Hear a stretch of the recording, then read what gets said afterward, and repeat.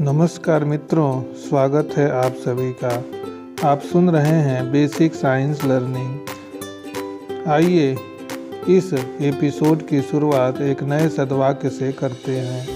तजुर्बा बता रहा हूँ दोस्त, तजुर्बा बता रहा हूँ दोस्त, दर्द राम डर जो भी है बस तेरे अंदर है। खुद के बनाए पिंजरे से निकल के देख, खुद के बनाए पिंजरे से निकल के देख, तू भी एक सिकंदर है। खुद के बनाए पिंजरे से निकल के देख, तू भी एक सिकंदर है। स्वागत है मित्रों आप सभी का। आप इस 120वें एपिसोड में विज्ञान के कक्षा 7 के इकाई कंप्यूटर के भाग 1 में इनपुट और output device, mouse, keyboard, CPU, monitor, memory, computer on off करना, कंप्यूटर सॉफ्टवेयर का परिचय, सिस्टम एवं अनुप्रयोग के बारे में जानेंगे। हम पिछले कक्षा में पढ़ चुके हैं कि कंप्यूटर में अनेक प्रकार के डिवाइस का प्रयोग होता है। यह अनेक प्रकार के इलेक्ट्रॉनिक और वैद्युत उपकरणों से मिलकर के बना होता है, जिसमें keyboard, mouse, CPU, monitor, speaker आदि सभी भाग होते हैं। प्रत्येक भाग के अलग अलग कार्य निश्चित होते हैं। यह सामूहिक रूप से मिलकर एक सिस्टम की तरह कार्य करते हैं, जिसमें input device, output device, unit एवं मेमोरी यूनिट होते हैं। इनका उद्देश्य कार्यों को तीव्र एवं शुद्ध तरीके से करना होता है। अतः हम कह सकते हैं कि पूरा कंप्यूटर इनपुट और आउटपुट डिवाइस, प्रोसेसिंग यूनिट और मेमोरी यूनिट से मिलकर के बने होते हैं। हम जिसमें से keyboard, mouse, CPU, monitor, speaker आदि सभी भाग इसमें उपस्थित होते हैं। तो कंप्यूटर इन सभी भागों से मिलकर के बना होता है। अब हम इनपुट और आउटपुट डिवाइस के बारे में बात करेंगे। आगे हम आइए सबसे पहले इनपुट डिवाइस के बारे में बात करते हैं। कंप्यूटर में जिस डिवाइस द्वारा निर्देश दिए जाते हैं उन्हें इनपुट डिवाइस कहते हैं। किसी भी निर्देश एवं डाटा को इनपुट डिवाइस के माध्यम से ही कंप्यूटर को उपलब्ध कराया जाता है। इनपुट डिवाइस उपकरणों का प्रयोग कंप्यूटर में आंकड़े डालने के लिए किया जाता है।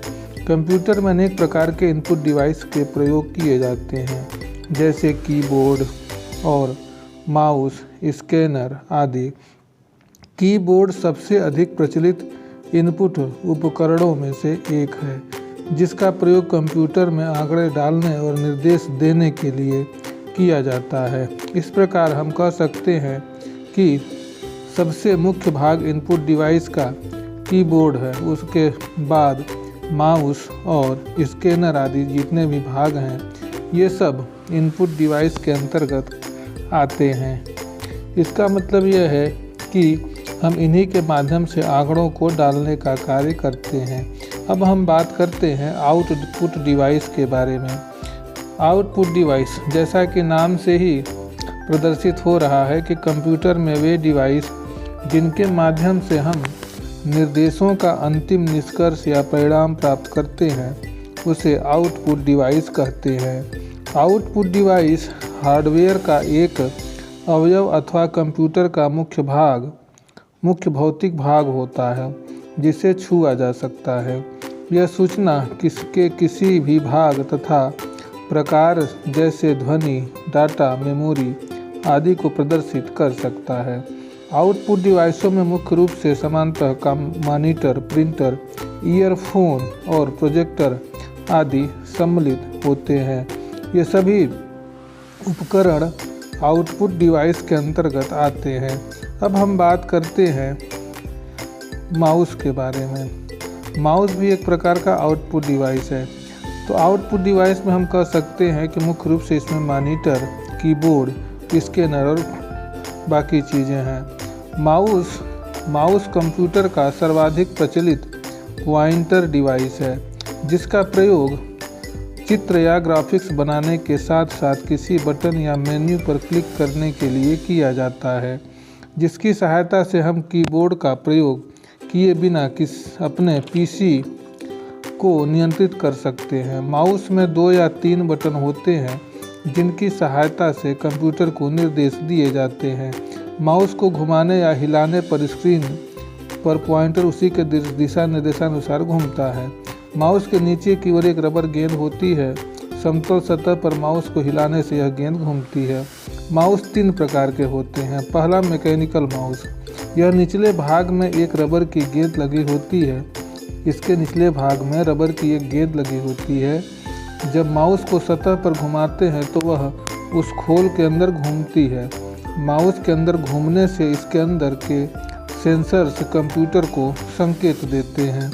उसके बाद प्रकाशीय माउस।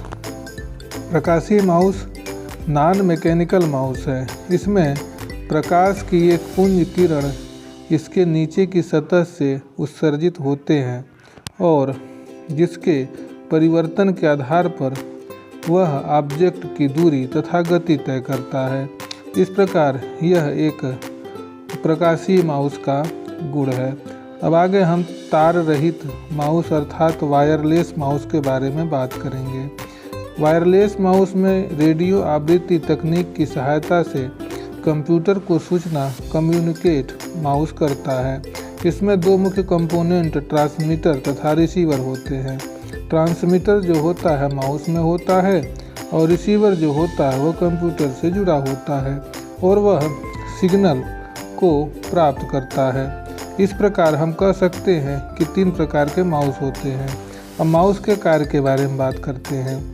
माउस का कार्य clicking, double clicking, right clicking, dragging, left clicking, scrolling ये माउस के कार्य हैं। दूसरा कार्य माउस को इधर उधर सरकाने से माउस पॉइंटर स्क्रीन पर किसी भी दिशा में घूमता है। माउस का बटन दबाकर एक स्थान से दूसरे स्थान ले जाने अर्थात ड्रैगिंग पर वह स्थान काला हो जाता है जिसे सेलेक्ट करते हैं। माउस को डेस्कटॉप के आइकन पर रखकर लगातार 2 बार बायां बटन दबाने पर संबंधित सॉफ्टवेयर खुल जाता है। स्क्रीन पर एक बालू घड़ी यह संकेत करती है कि कंप्यूटर आंतरिक रूप से कार्य कर रहा है। आपको तब तक इंतजार करना पड़ेगा जब तक कि यह फिर से तीर न बन जाए। पुनः एक बार माउस के दाएं बटन को दबाने पर विंडोज के अन्य विकल्प खुल जाते हैं। यह इस बात पर निर्भर करता है कि स्क्रीन पर विंडोज खुला हुआ है या कोई अन्य सॉफ्टवेयर। इस प्रकार माउस के यही मुख्य कार्य हैं जो हम माउस की सहायता से करते हैं। तो हम कह सकते हैं कि इनपुट डिवाइस में माउस एक महत्वपूर्ण भूमिका निभाता है। अब हम बात करते हैं कीबोर्ड की। कीबोर्ड एक इनपुट डिवाइस है। इसके द्वारा प्रोग्राम एवं डाटा को कंप्यूटर में एंटर किया जाता है। यह टाइपराइटर की कीबोर्ड जैसा होता है। इसमें alphabets, number, special keys, function keys, movement, punctuation भी होती है। जब एक की दबाई जाती है तब एक इलेक्ट्रॉनिक सिग्नल उत्पन्न होता है जो कि कीबोर्ड इनकोडर के नाम के इलेक्ट्रॉनिक सर्किट द्वारा डिटेक्ट किया जाता है। कंप्यूटर के कीबोर्ड में टाइपराइटर पर मिलने वाली सभी कीज होती हैं और कुछ अतिरिक्त कीज भी होती हैं। ये अतिरिक्त keys cursor control, insert, delete और स्क्रॉल कंट्रोल कीज होती हैं। कुल मिलाकर 104 कीज होती हैं। कर्सर नियंत्रण कीज पर तीर, एरो का निशान बना होता है जिन्हें हम बाएं, दाएं, नीचे और ऊपर एरो करते हैं। कर्सर कीज के मदद से कर्सर को स्क्रीन पर बाएं, दाएं और ऊपर नीचे ले जाने का कार्य किया जाता है। फंक्शन कीज F1 से F12 तक होती है। यह कीज अलग अलग सॉफ्टवेयर में अलग अलग तरह से कार्य करती है। तो मित्रों, आज के इस 120वें एपिसोड में बस इतना ही। अगले एपिसोड में हम फिर कीबोर्ड के कुछ अन्य फंक्शन के साथ मिलेंगे। तब तक के लिए धन्यवाद। नमस्कार।